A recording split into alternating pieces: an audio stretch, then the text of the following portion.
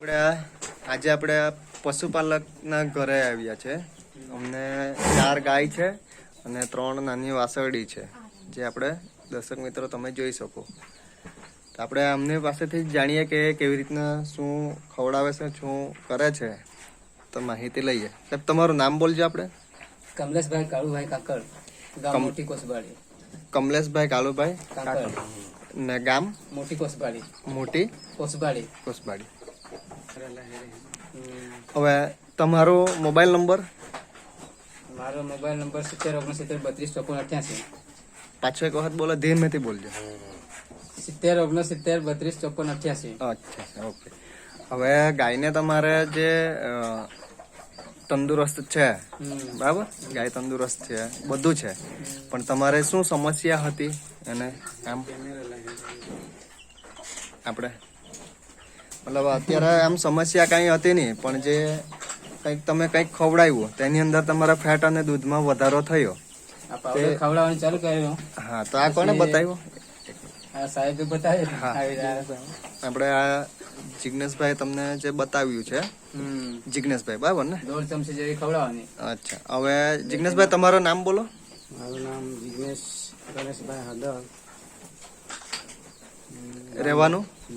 બોપી. અને mobile number તમારો? 9978 હા 81 ઓકે. એટલે આ જિગ્નેશભાઈ તમને આપ્યું ને મુલાકાત થઈ તમારી, બરાબર ને? તો એ કેટલા ડબ્બા આપણે ખવડાવ્યા તમે એને, ગાયને? 2 ડબ્બા ખવડાવેલા. કેટલી ગાયને? 4 ગાયને.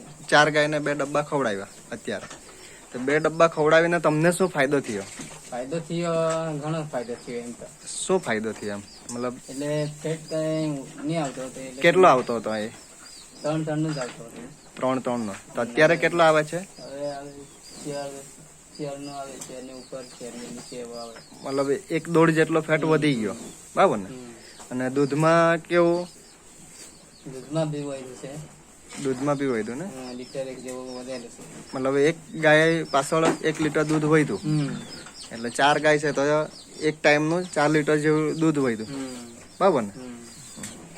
તો અત્યારે મતલબ એમ ટોટલ કેટલું ભરતા હતા પહેલા? 15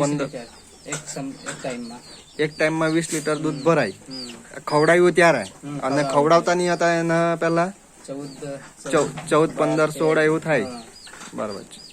તો અત્યારે આ દૂધ વધી ગયું અને ફેટમાં બી વધારે થયો. તો દર્શક મિત્ર, આપણે આ જોઈએ તો એની અંદર આપણે જે વિટામિન, મિનરલ, પોષક તત્વો છે, બરાબર? આ દર્શક મિત્ર આપણે જોઈ શકીએ આટલા જાતના જે વિટામિન અને પોષક તત્વો છે, જે 47 જાતના છે. તો આ આપણે ખવડાવવાથી આ ભાઈને ફાયદો થયો છે. તો આ એક સંપૂર્ણ આહાર છે, બરાબર ને? પેટવેટ. તો આ ખવડાવવાથી આ ભાઈને આપણે સંપૂર્ણ ફાયદો થયો છે ગાયને. અને આ ખવડાવીને તમને 100% ફાયદો થયો ને? તો તમારા જેવા જે બીજા પશુપાલક છે, તો આ પાવડર ખવડાવવું જોઈએ કે નહીં ખવડાવવું જોઈએ? રેગ્યુલર ખવડાવવું જોઈએ. કેમ ખવડાવવું જોઈએ ને શું ફાયદો થાય ગાયની અંદર, તો એ તમે થોડુંક જણાવો તમારા રીતે. એના માટે દૂધ બી વધે, પેટ બી આવે. હા, અને ગાય બી તંદુરસ્ત. રહે. અને જે ચારો અત્યારે જે નાખે છે તે અત્યારે બગાડ કરે ખરા કે ખાઈ જાય? બધો કરે, પણ થોડાક કરે ને ખાઈ જાય ને? તો એ ચારાનો બગાડ બી આપણો ઓછો થઈ જાય. તો પાછું તમારું નામ અને મોબાઈલ નંબર બોલો. કમલેશભાઈ કાળુભાઈ કાકડ, ગામ મોટી કોસબાડી. હા, અને મોબાઈલ નંબર? 7069325488. ઓકે.